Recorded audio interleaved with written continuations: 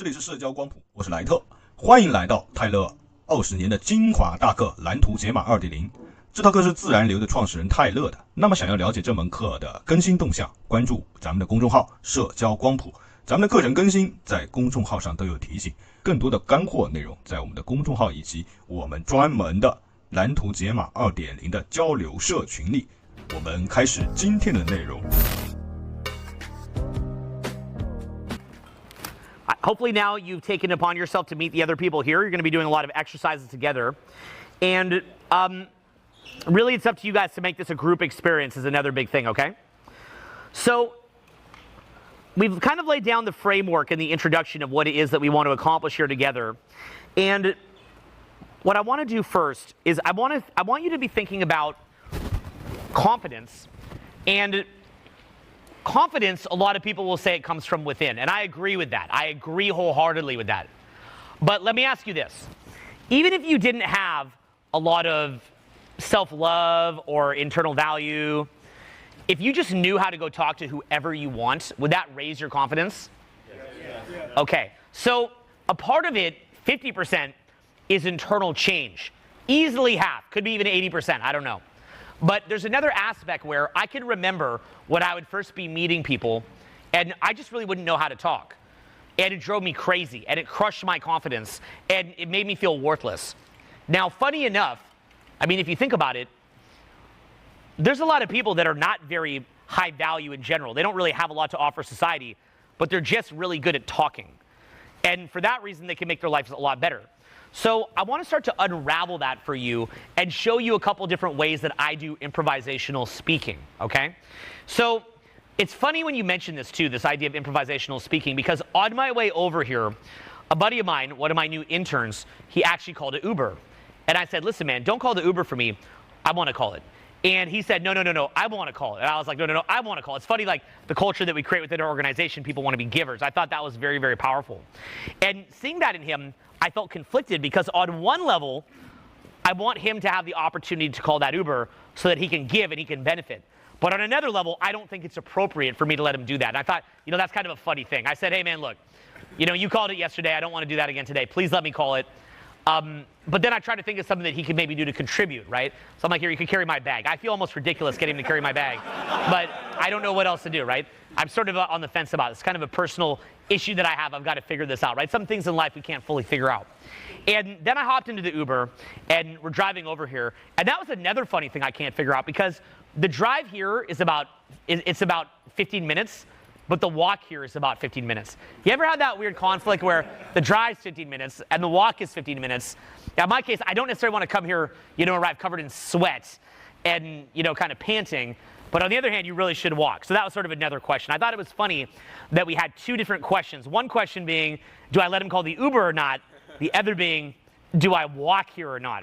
Then as I walk in here, I have even another funny question because you guys will come talk to me, and part of me thinks I want to talk to you and answer your individual questions the entire time, but then I also know that whenever I'm talking to you, I'm taking away from me that I could be in front of the crowd. So that's another question, right? So when you look at that, life has all these funny little questions, and there's no right or wrong answer to it. Now, what I just said about those three questions, I just completely made up out of nowhere. That's not canned. That's not me preparing it. That's not something I've said before. Did it look like that could be a polished bit from a seminar when you heard it? Yes. Okay. Now, I could take it to other levels because I could be saying, when I'm talking about it, I could say, then he said, you know what, I've got to call the Uber. And I said, no, you can carry the bag. And then I handed him the bag. I picked up the bag, pulled it up. I could feel my shoulder muscle contracting. I could feel my forearm muscle contracting.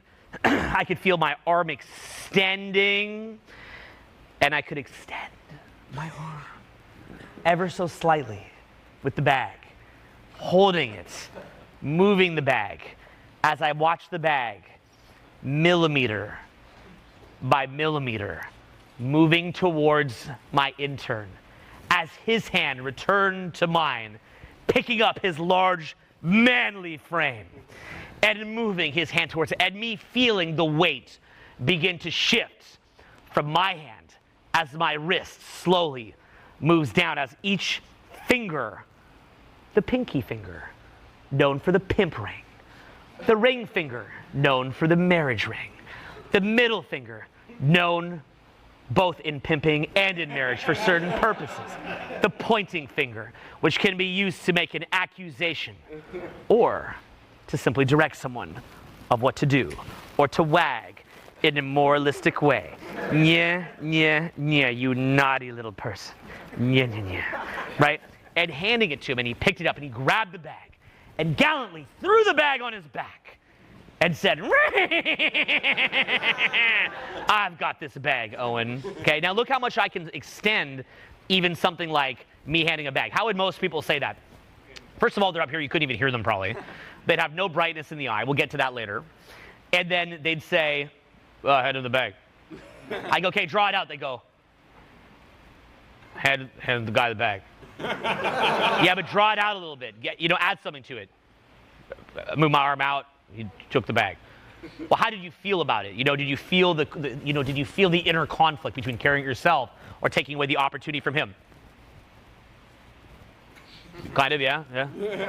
Right, you see what happens, right? So that's why people struggle with speaking. So say that you say, you're going to go meet someone and talk to them.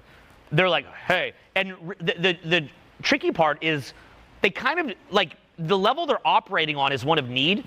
Say they're meeting someone they're attracted to, they probably just want to hook up with them. That's really all what they want. Like, I just want to hook up. Well, yeah, but you've got to bring more to the table. Show your true self. I kind of just like, my true self just kind of like want to hook up, right? Like, so how do I do that, right? So they're not really bringing a lot of energy, and they think people should just meet their needs. They just want their needs met. I've got kids. I remember the other day, my kid, he wants to come up to my office where there's computers so that he can watch computers because his mom won't let him watch very much computer. So that's like his main thing he wants. And, he's like, Daddy, when are we going? When are we going? He's 7 years old. I said, Dylan, why don't you ask me how I'm doing, or say to me, if it's taking me an extra minute, why don't you say, hey, Dad, if it's taking you an extra minute, is there anything I can do to help? And you can see that literally flustered him. It really, really flustered him because he just wants to go play the computer. Now he's 7 years old, right? Well, unfortunately, for most of us, we don't grow out of that. We're still operating at that paradigm because we're in coping, and like, now we'll hide it. Really, we're just like that. Like, we just want the thing we want, but we'll kind of like pretend, like, we'll pretend that we're not like that, to be civil, but we're really like that. Unfortunately, that's an okay mindset for a child. He already, by the way, is like really growing up quick. He's, helping his brothers, and he's totally on another level, but I still want to keep moving that forward for him. I want him to operate on a totally different level and to be thriving. So I don't care what he does in life, but I want him to thrive at whatever he does. So if we think about that for a minute, how can we begin to learn how to stretch out the way that we talk? How can we offer more? Well, the first distinction I'm going to make with you, as far as being able to talk improvisationally, is you need to understand that people are more hooked on the tone, and the certainty, and the cadence, and the projection, and the energy than the actual content itself. That's your first understanding that you need to get. So once you begin to understand that, and you realize that there's all these nonverbal communications that are going on, you realize the actual words are relatively unimportant. You should be able to talk about a simple bottle of water, and like, do you guys, you don't want to challenge me on this, because I will do it, because I have. If you tell me talk for 1 hour in a compelling way about this bottle of water, 100% I will crush it. I did in Seattle. Someone challenged me. I talk about Birkenstocks for an hour. You do not want to challenge me on this, okay? I will literally show you so many, I will sing about it. I will whisper about it. I will cry about the Birkenstock or the water. I will make analogies. I'll talk about where it's from, the cultural implications, the styles of it, the different mindsets of people that might want to wear it. I'll talk about it quickly in staccato. I'll slow down.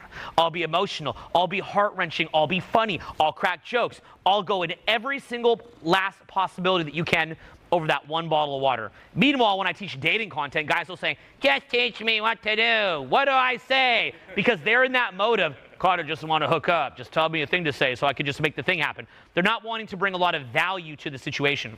What I'm trying to show you how to do is think about different elements of your personality that are in there, and then adapt that to the bottle of water, or adapt that to the Birkenstock, or whatever it is, so that you can talk unlimited, okay? Better yet is when you can just vibe and free associate and come up with all sorts of random stuff and just create an energy. By the way, vibing is such a powerful thing because it's really a pure form of energy creation. By the way, I so know I'm going to fall at least one time so bad this weekend. So you're warned. I don't mind falling from this height. I literally think we need to put like kids' mats down here. Like I'm looking at this like, oh, I waited to strike my passion point. I'm like, and then, you're right, I'm just going to fall over. Let's see how we do. But anyway, so you get the main idea here, right? Is that you want to actually have delved into your personality and think about what's there. And then from there, you want to learn how to give more on any topic and create energy. It's really about creating energy together, okay? Like, you should be able to talk about your fingernail and look at your fingernail and see it and just draw that out into a 30-minute conversation, just your fingernail. Now, that sounds crazy. Why is that crazy? Think of all the things that you could be covering on that. You could be covering how it's like a little piece of bone growing through your finger. You could talk about your fingernails compared to other animals' fingernails and how this is like a pretty cool fingernail and how it would like stop it from getting, you know, like say that you get hit in your finger, it's meant to block it. You could talk about how in evolution, we don't go beyond what we need, so it protects us from regular day-to-day life, but in a certain incident, it might not be enough protection, and then it would crack even more, how it would grow back, how it could be split, the little blue that it gets under it when it does split, what it could look like when you manicure it, should you manicure it, should you not manicure it, right? Say that you're a guy, is that a cool thing to do? Is it kind of like, is it too metro for you? What are the pros and cons of that? What do people think of grooming? What do they think of ruggedness?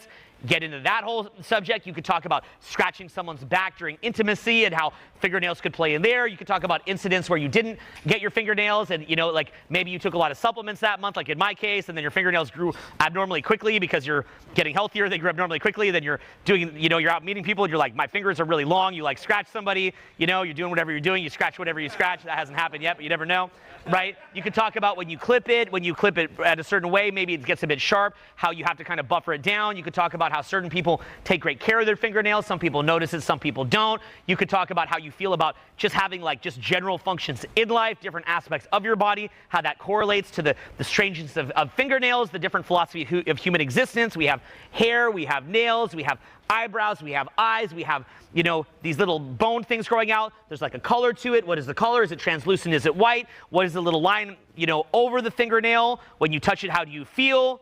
I mean, you could go on and on and on. Everything I just covered there, you could turn it into 2 hours. You can absolutely do it. Now, I know the feeling of that blank page, that dread of the blank page. Let me tell you how I know I think we could all relate with this.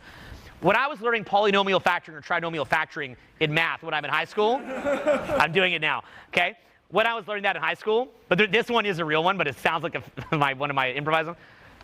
It's all kind of both. But when I would do that, I remember I could watch the teacher up on the chalkboard breaking down trinomial factoring. I could do it, I could see it, and I could understand it when they're doing it. Just like how you are able to understand now what I'm talking about with the fingernail. You completely get it. But then when I tell you to do it, you're like, for most of us, it's going to be like, well, why can't I come up with all that stuff so easily the way that Owen does? Look, I get it. I'm a student most of the time myself. I'll go to improv class and see the improv teacher like coming up with jokes out of nowhere. I'm like, it's so cool that that improv teacher dedicated their life to this. And it shows what you could get to if you kind of put the time in to do it, right? Part of why I even do these exercises is because I enjoy teaching them so that I can get better at them. 我们可以看到啊，泰勒说了啊，这个语言交流的真正的奥秘呢，在于传递能量和情绪，而不仅仅是内容的本身。我们一个人的语调、节奏、声音还有氛围，往往比具体说了什么更容易吸引听众来影响别人。要成为有感染力的演讲者或者社交达人呢，我们关键是要学会将自己的情绪和内容分离，灵活运用语调和情绪，为看似平常的一些内容呢，注入令人难忘的力量。这需要我们克服内心的障碍。创作和社交都要遵循蒲公英法则，也就是说，把种子广泛的散播出去，总会有一些在某个地方生根开花。一个人呢，认识的人越多，作品产出的越多，就会收到这种理想的反馈。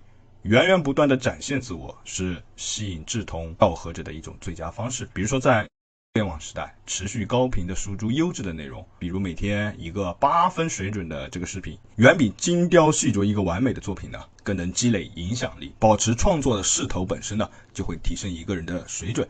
那么关于如何能够持续的保持这种高质量的输出能力呢？在这里我们未来会有一个训练营叫表达者，这门课是我们多年辅导经验的提炼，从文案、摄影、美商的3大能力改变世界对你的方式，这就是表达者训练营能够让你传达到的水平。接下来我们来讲一讲自信、社交能力和即兴表达这之间的一个关系啊。自信有2个来源，第一个来源是内在价值和实际我们的一个能力。内在价值虽然很重要，但掌握与人交流的技巧同样可以提升一个人的自信力。虽然很多人没有太高的一个社会地位，但凭借出色的这种交际能力啊，依然可以让自己的生活变得更好。你想象一下如果你不知道如何与人搭讪和交流，那你的自信必然会受到打击。相反，如果你能够正常的和人搭讪，哪怕你的一些外在的价值并不怎么高，但是也能通过社交显著的改善自己的一个生活的质量。也就是说，你生活中会不缺资源。还有我们生活中充满了各种有趣的小问题和矛盾，其实它并没有一种标准答案，关键是我们要学会性应对，而不是事事追求完美。那我们可以看出来泰勒在讲即兴演讲的时候呢，他更多的加入了一些细节和感受，这种表达更加丰富生动。我们大多数人呢，只会简单的去陈述事实。你没有发现很多人的这种表达是缺乏吸引力的，因为他们在表达的时候呢，往往缺乏这种细节和情感，眼睛里也没有什么神采。遗憾的是，在社交中很多人的行为呢，是基于自己内心的一种强大的需求，而并非自己真实的一个自我。他们可能如果说在跟一个女生交往的时候，只是想跟对方发生关系来满足自己的欲望，而没有实质想跟她产生太多的一个链接，就像那些急于求成的搭讪者一样，他们满脑子只想着自己的一个需求，而忘了沟通的真谛，坦诚的分享自己用心的去了解对方他们这种急于求成的搭讪的交流，往往是肤浅和乏味的。真正有魅力的人是那些能够真实展示自己丰富内心世界的人。内容本身其实并不是那么重要，就是关键你的一种传递的节奏、能量和情绪，人们更容易被这些非语言因素所吸引和感染。那我们视频也提到了用这个水瓶凉鞋的这些例子生动形象的说明了这一点，对不对？即使说对着自己的指甲这种很无聊的话题，也大有文章可做。比如说指甲的生理结构到进化意义到如何护理到男性修指甲的看法，那只要我们去发散思维，就是联想丰富，那就能侃侃而谈，就不怕没有话题讲。关键就是要发挥创造力，调动情绪和传递能量，而不是拘泥于这个话题本身。那么在咱们的下面一节课里呢，泰勒会讲到一个比较核心的一个部分，就是如何通过调节你的能力去夺取你周围人的注意力，并且对你的一个情绪和内容的分离方法呢，做了一个专项的训练。本集的内容就到这里，想要及时的了解最新的一个更新信息呢，可以关注我们的公众号社交光谱，或者在咱们的研讨会群里面呢，都会有第一时间的通知和提醒，以及我还会在研讨会群里面跟大家做直播分享。好，我是莱特。